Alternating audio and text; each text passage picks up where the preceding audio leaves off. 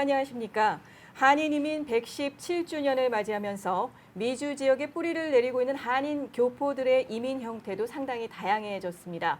그중에서도 투자 이민을 통해서 이민 사회에 정착하려는 분들 내지는 주변의 투자 이민에 대해서 관심 있어 하시는 분들에게 도움 말씀 전해드리기 위해서 이 시간 모셨습니다. 투자 이민 전문 변호사인 임상우 변호사님 모셨습니다. 어서 나오세요. 안녕하세요. 안녕하세요. 반갑습니다. 네, 오늘 첫 시간인 만큼 우선 투자 이민에 대해서 간략히 설명 좀 부탁드리겠습니다. 네, 투자 이민이라는 거는 이민을 하시는 거예요. 영주권을 받으시는데 네. 방법이 여러 가지가 있는데 그 중에 하나가 투자를 해서 이제 영주권을 받는 거를 생각하시면 될 것 같습니다. 네. 그럼 보통 이민 변호사 분들의 경우 뭐 투자 이민 이런 부분들까지 한꺼번에 다 포괄적으로 업무를 담당하게 되는 건가요? 어떤가요?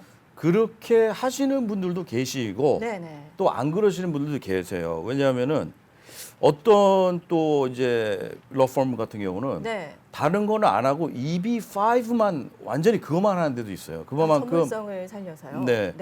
투자 이민 중에서 EB5는 좀 전문성이 특별히 있어야 되는 거고, 네네. 예, 좀 다른 이민과는 좀 특별한 지식과 예. 노하우가 좀 있어야 되는 부분이 있기 때문에 네. 좀 이쪽을 일반 이민 변호사들 중에서도 이제 EB5 경험이 많으신 분이냐, 네. 그거를 잘 확인을 하시는 게 좋을 것 같습니다. 네. 우선 그렇다면 투자 이민에 대해서 간략하게 설명을 해 주셨는데요. 제가 최근에 접한 소식 중에 하나가 리지널 센터라는 이야기를 한번 들어본 것 같거든요. 네. 거기에 대해서 좀 한번 말씀해 주실 수 있으실까요? 네. 투자 이민으로 영주권을 받을 때는 투자를 하시는데 네. 두 가지 방법이 있습니다. 하나는 직접 투자를 하는 거예요. 직접 투자를 하는 거는 예를 들자면은 내가 뭐 광양불고기라는 식당을 샀다. 네. 그래서 그걸 운영을 한다. 네. 네, 그러면은 그게 직접 투자가 되는 거고요. 네. 지금 말씀하신 리저널 센터라는 네.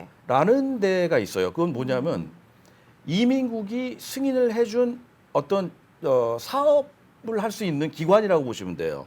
네. 그러면은 이민국에서 승인을 받아야 돼요. 그걸 먼저 네네. 받는데 이민국에서 승인을 받으면 그 기관이 어떤 그 프로젝트를 하는 거예요. 프로젝트라는 건 예를 들자면은 무슨 호텔을 짓는다라든가 네네.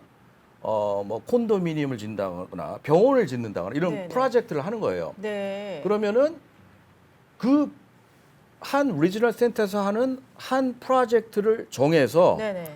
거기다 투자를 하시는 거예요. 아. 예. 너네가 예. 이거를 운영을 해라. 투자해서 네네. 이 비즈니스를 잘 맞춰라. 네네. 라고 투자를 거기다 하는 거예요. 내가 직접 내 이름으로 비즈니스 하는 건 아니에요. 네네. 하지만 이제 전문성이 있고 예. 좀 안전하고 예. 또 이런 이제 좋은 데다 물론 투자를 좋은 프로젝트에 당연히 하죠. 그게 이제 그래서 변호사분을 잘 만나시는 게 좋을 것 같아요. 네.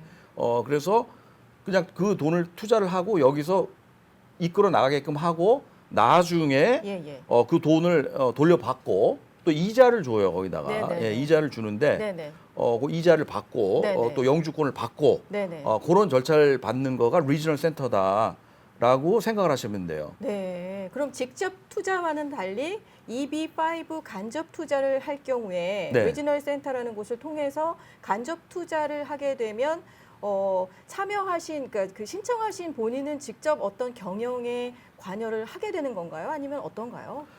직접적인 경영에 관여는 안 해요. 하지만 그 투자한 금액에만큼의 그 오너십을 갖습니다. 네. 예, 오너십을 갖는 거고. 예. 특별한 조건이나 이런 것들은 어떤 게 있을까요?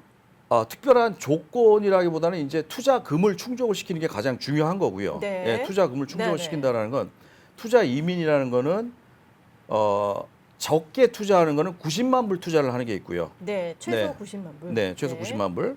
또 이제 100만 불을 투자를 죄송합니다. 180만 불을 투자를 하는 게 있습니다. 네. 예, 그런데 금액별로 투자 금액이 예. 이미 정해져 있는 건가요?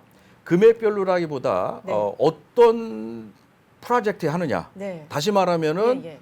그 프로젝트가 어디에 위치해 있느냐에 따라서 틀려져요. 지역적으로. 예, 일반 지역은 네네. 보통 지역들은 180만 불을 투자를 해야지 돼요. 네. 네, 그런데 경제 특구 지역이라는 데가 있어요. 네. 이제 경제 특구 지역이 그 TEA라고 Targeted Employment Area라는 데가 있어요. 네네. 예, 그거는 이제 미국 전체 내셔널 그 이제 실업률이 그러니까 150% 이제 이상일 지역이나 네네. 아니면 이제 시골 지역, 네. 외곽 지역 이런 데를 네. 생각을 하시면 돼요. 네. 예, 현재 또 그런 것들이 있고요. 예, 예. 네, 좋은 프로젝트들이. 네, 네, 네. 네. 그러면 EB5를 진행하시는 분들이 어떤 업종이나 이런 것들까지 카테고리도 선택을 할 수 있는 걸까요? 일단 직접적 투자에서는 특별한 카테고리가 있다라기보다는 네. 직접적 투자에서는 이 부동산 쪽 투자는 안 되세요. 그러니까 익셉션이 있다면 뭐 호텔을 산다 네. 이런 거는 가능할 수가 있고요. 네네네. 하지만 간접적 투자는 부동산을 짓는 거예요. 네, 땅을 네. 사고 네. 예를 들자면 먼 지역에다 시골 지역에다 큰 집들을 뭐 여러 개를 짓는다거나 네네. 그런 컨스트럭션을 하고 부동산에 관련된 걸 해도 예. 그건 괜찮아요.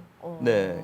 예, 그러니까 장단점이 있어요. 예. 근데 이게 뭐 투자 이민을 받으려면 뭐 돈만 투자했다고 되는 건 아니잖아요. 네네. 사실은 여러 가지 네네. 조건이 맞아야 되는데 그 중에 네네. 하나가 예를 들자면은 10명을 풀타임으로 고용을 해야지 돼요. 네. 10명을. 예. 그런데 직접 투자를 했는데 풀타임으로 10명을 오랫동안 이렇게 고용을 한다는 게 생각처럼 쉽지가 않아요. 아유, 그렇죠. 예, 운영을 네. 하다가 비즈니스가 안 될 수도 있잖아요. 네. 근데 그걸 10명을 끼워 맞춰서 한다는 게 쉽지가 않아요. 네. 예. 그게 현실이라는 말씀이죠. 예, 그렇죠. 예, 그 10명을. 그런데 간접적 투자일 경우에는 네네. 이 고용 창출 10명 풀타임으로 하는 거를 네. 직접적으로 할 필요가 없어요. 예를 들자면 이제 뭐 콘도미니엄을 뭐 1000유니트짜리 하나 짓는다. 아파트를 네네. 짓는다. 그러잖아요. 예, 예. 그러면은 이걸 짐으로 인해서 직접적으로 고용하는 사람들이 있잖아요.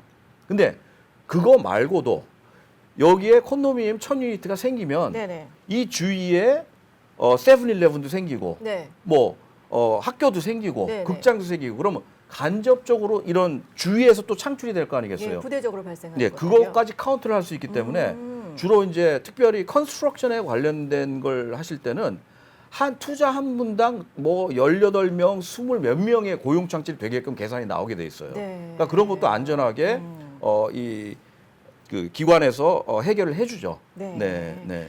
투자 이민 변호사입니다. 전문 변호사인 임상호 변호사님과 함께하고 있는데요. 오늘 리저널 센터에 대해서 좀 자세하게 알아보는 시간을 가져본 것 같습니다. 근데 리저널 센터에 어떠한 리저널 센터에 투자를 하는 게 안전한지 네. 한번 좀 여쭤보겠습니다. 뭐 전에도 들어보셨지만 투자를 했다가 돈을 못 돌려받고 네네. 또 영주권에 문제가 생기고 예. 이런 소식들을 들어보신 거를 제가 이해를 합니다.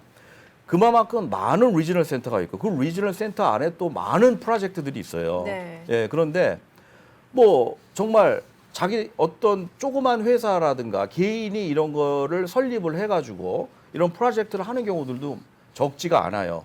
예, 그렇기 때문에 얼마나 많겠어요, 프로젝트가. 그렇죠. 리저널 센터만 네네. 792개니 그 네네. 안에 들어간 걸 계산을 하면 예. 얼마나 많겠어요. 예, 그러니까 이 리저널 센터가 일단 어느 정도 규모가 되는 거고 네네. 어느 정도의 이 오래 있었느냐, 네네. 뭐 예를 들어서 뭐 몇 년 됐느냐, 예. 뭐 20년 이상 됐느냐, 예, 예. 그리고 이 안에서 무슨 어떤 이름난 그 프로젝트들을 했고 네네. 그 프로젝트를 하면서 어떻게 성공적으로 끝난 사례들이 뭐가 있느냐, 예, 예. 그리고 그 프로젝트마다 몇 명이 투자를 했고 몇 명이 영주권을 신청을 해서 몇 명이 영주권을 다 받고 네네. 돈을 다 상환을 받았느냐, 그렇죠. 그런 네. 쭉 히스토리를 정확하게 예, 예. 분석을 하고 그런 데가 많지가 않기 때문에 그래요.